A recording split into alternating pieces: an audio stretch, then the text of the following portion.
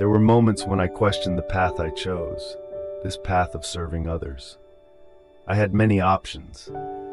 I could have simply become a meditation teacher, or maybe just taught life skills to young people. Those paths are easier, quieter, but I chose something else entirely, to work directly with people suffering from psychological wounds, depression, trauma, spiritual crisis, and even the darkness many fear to face within themselves.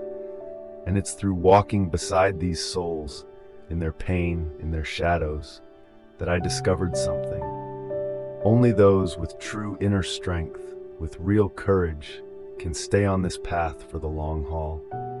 When someone I've helped begins to heal, when they rediscover themselves, return to their loved ones, regain their sense of hope, that joy, it's beyond words. Sometimes it brings me to tears. But even with all of that, I know I'm not some enlightened being. I'm not immune to being affected by the dense, heavy energies I encounter every day. That's why every year I retreat. I take time off, usually 3 months, to renew, to reset, to go deep into my own practice, and to reconnect with the core of why I do this work. And every time I return with the same realization, this is my path. Helping others to heal is what I was born to do. I've been wounded too. I've been blessed to meet incredible teachers, wise, compassionate souls who guided me through my darkest hours. I've been lucky enough to live in environments that nurtured growth, to find true companions on the spiritual path, and to experience both the blessings and the trials that shaped who I am. Now I've reached a point where I can offer that same healing to others. And I know, deep in my heart, that I'm not meant to just chase peace for myself. Even though, yes, sometimes I dream about it. Traveling, hiking remote places around the world, it's something I love.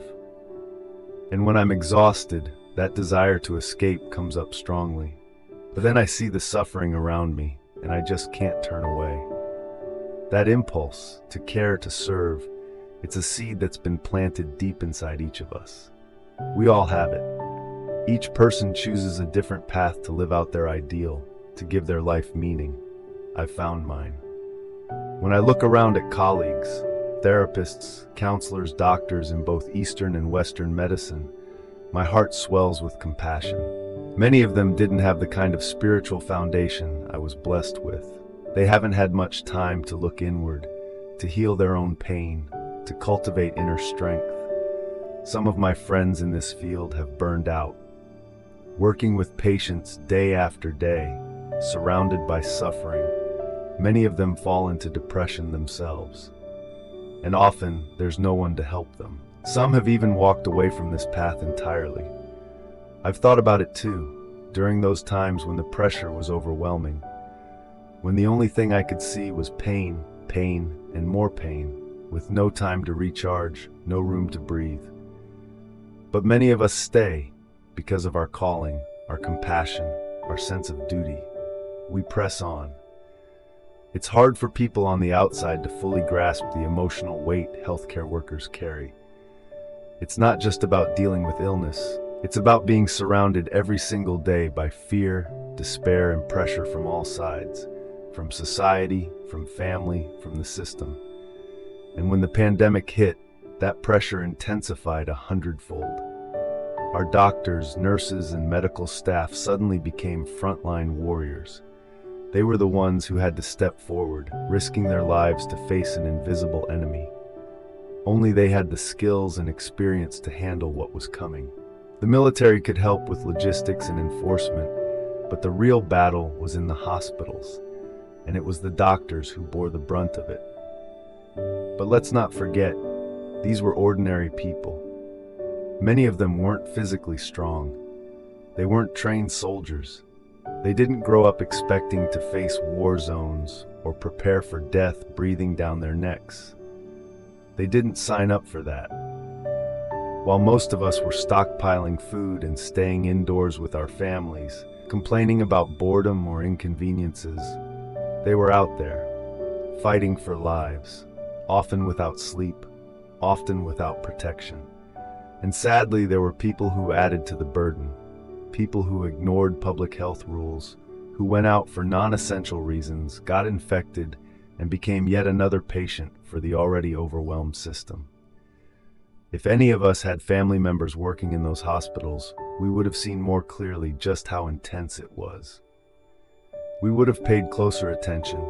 We would have offered more support. The truth is, doctors and nurses are not gods. They have fears. They have loved ones they want to protect. They need time to breathe. They need encouragement, rest, and real companionship, both on the outside and from their fellow warriors inside the hospital walls. They need leadership that sees their pain, understands their burden, and helps them work more effectively and sustainably. They need us. While we sit in our warm homes, still able to enjoy a good meal, a TV show, a video call, they're dealing with crisis after crisis. There's a stark contrast, a sharp line between those safely at home and those facing danger head-on every day. Some of my friends are hospital leaders. Some are physicians in the thick of the fight. And every night I try to make time to talk with them, to listen, to encourage, to offer a little strength through prayer and presence. I remember one night, a doctor told me he was being sent into the very heart of a COVID hotspot the next morning.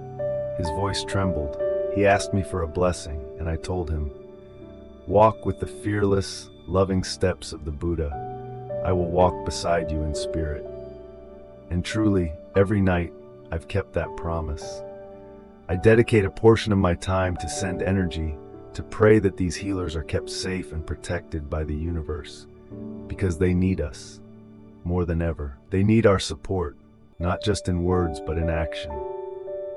I believe that even retired doctors, administrative staff, or medical professionals from private clinics, anyone with experience, should step up and support those still fighting. Even if it's just so the active doctors can get a moment to eat, to sleep, to hear a kind word.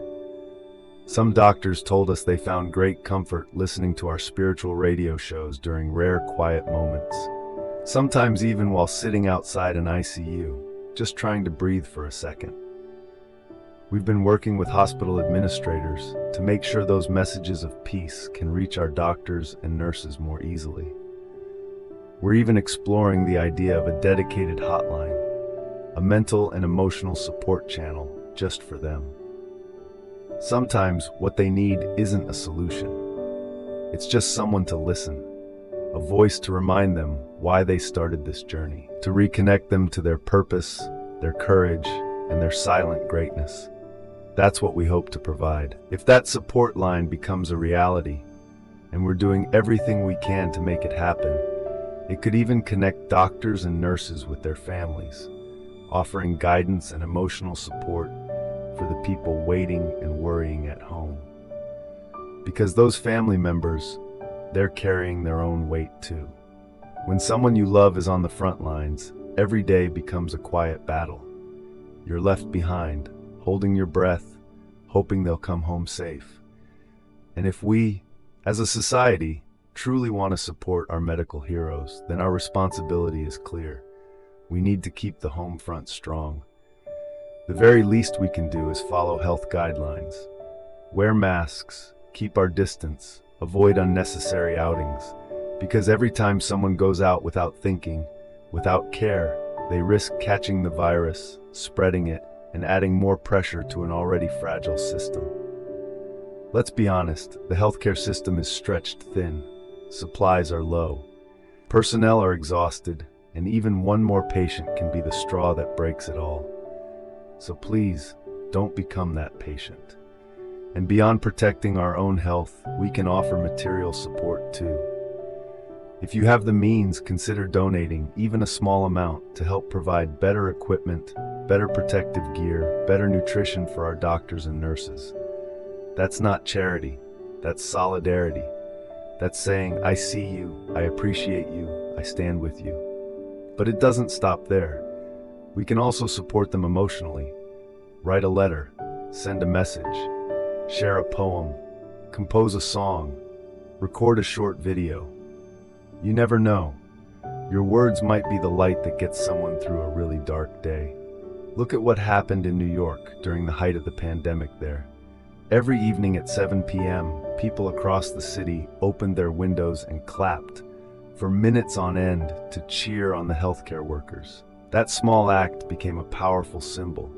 It reminded the doctors, "You are not alone. We see you. We're with you." Imagine if we could bring that spirit here, if we could collectively, across this country, remind our medical teams that we're holding them in our hearts. We're not asking for grand gestures. We're asking for presence, awareness, and real care. Because right now, in this invisible war, our doctors and nurses are doing more than treating symptoms. They're holding back the tide, and they can't do it forever without rest, without help, without backup. Let's also not forget that many of them were never trained for this kind of scenario. They didn't go through military drills. They weren't coached on how to manage their own mental health while facing death every day. They weren't taught how to process the grief of losing patient after patient. They were taught how to heal. But healing during a pandemic, that's an entirely different battlefield. Someone who's never even been physically strong, someone quiet, studious, suddenly thrown into warlike conditions, expected to make life and death decisions under crushing pressure. Can you feel how overwhelming that is? They're not superheroes. They're people. They get scared, they cry, they feel helpless, and yet they still show up. That's what swimming, showing up every day, comes at a cost. It drains you. And if there's no place to recharge, no emotional shelter, even the strongest will collapse. That's why this support system we're building matters so much. And that's why I believe spiritual and emotional nourishment is just as critical as medical tools right now. Some of the most heartfelt feedback we've received has come from doctors saying things like, "I found a quiet corner in the hospital and listened to your talk. For those 10 minutes, I felt human again." Or, "Your words reminded me why I became a doctor. I almost forgot." Simple things, but they go deep. That's what we're trying to do.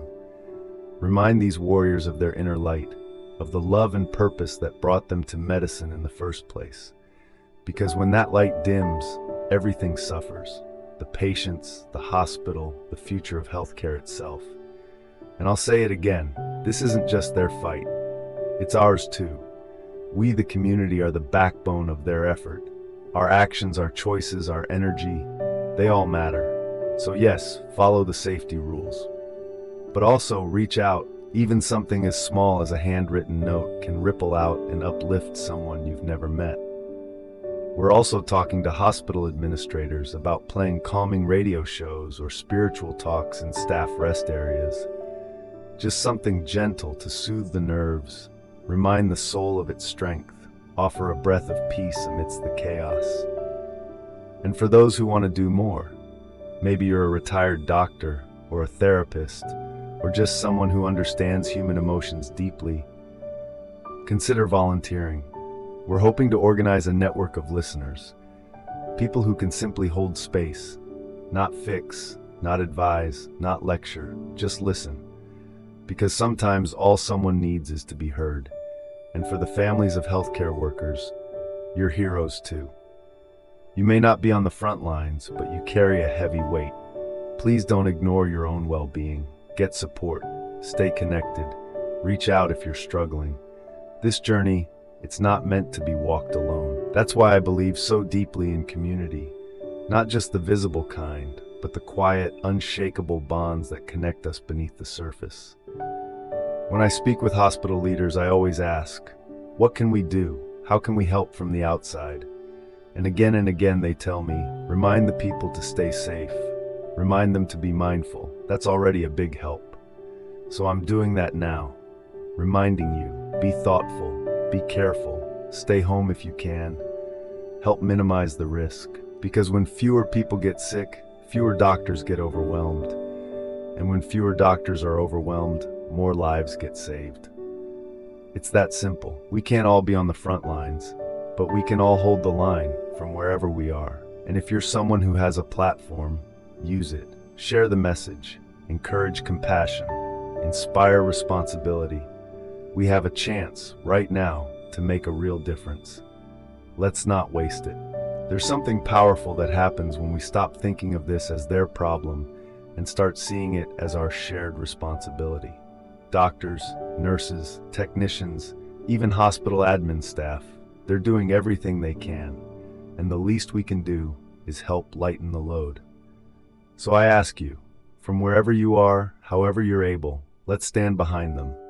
Write that letter, share that post, support a fundraiser. Even a message of encouragement can ripple out further than you know. One doctor told me recently, I don't need much, just a reminder that I matter, that someone sees what we're going through. Sometimes that's all it takes.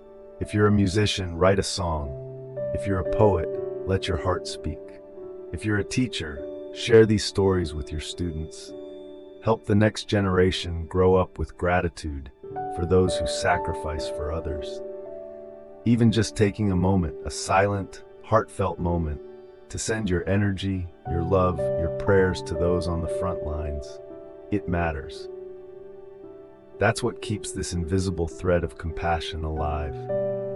We are building something here, a network of care, of empathy, of real, grounded humanity. And while it may not always be visible, it's strong, it's growing. One day when this chapter of history is told, let it be said that we showed up for one another, that we didn't leave our healers to carry the burden alone. Let it be said that we had their backs, because the truth is, they've always had ours. Now there's one more thing I want to touch on, and it's something deeply personal to me. Over the years, I've been blessed with the opportunity to walk beside many people in their healing journeys, not just physically, but emotionally, spiritually. And one thing I've learned is that pain isn't the enemy. Suffering, when held with love and understanding, becomes a teacher. Our medical workers, whether they realize it or not, are not just treating bodies. They are spiritual warriors. They are witnesses to transformation, to the resilience of the human spirit, to the fight for life itself. But that battle leaves scars, so we must create safe spaces for them to rest, to cry, to let go of what they carry silently every day. We've been working with hospitals to explore exactly that. Support systems, meditation sessions, healing workshops, even something as simple as quiet rooms where staff can just sit, breathe, and be. And I believe we'll get there. I believe we can build a culture of care, not just for patients, but for the caregivers too. Because the energy we invest into protecting and honoring our healers, that's the energy that comes back to us tenfold. A society that nurtures its healers is a society that thrives.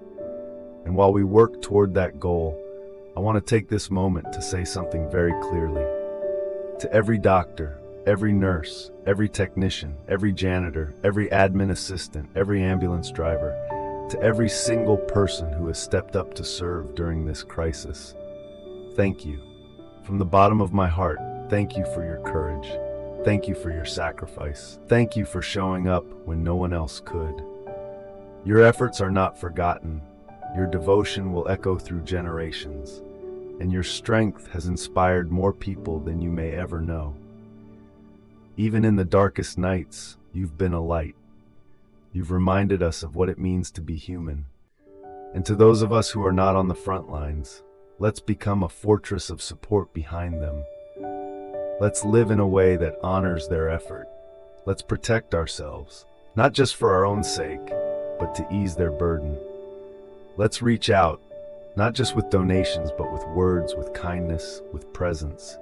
And let's carry this spirit beyond the crisis, so that when the dust settles, we emerge not just safe, but stronger, more united, more compassionate than we've ever been. Because what we're going through right now, it's not just a health crisis. It's a test of our collective humanity. And I believe, truly, that we have what it takes to pass. So today I'd like to invite you, in your own way, to be part of that quiet revolution of care. Maybe it's sending a message to a hospital. Maybe it's checking in on a friend who's a nurse. Maybe it's meditating and sending peace to the doctors who haven't slept in days. Or maybe it's just making the decision to stay home one more day so someone else doesn't have to suffer. Whatever it is, do it with love.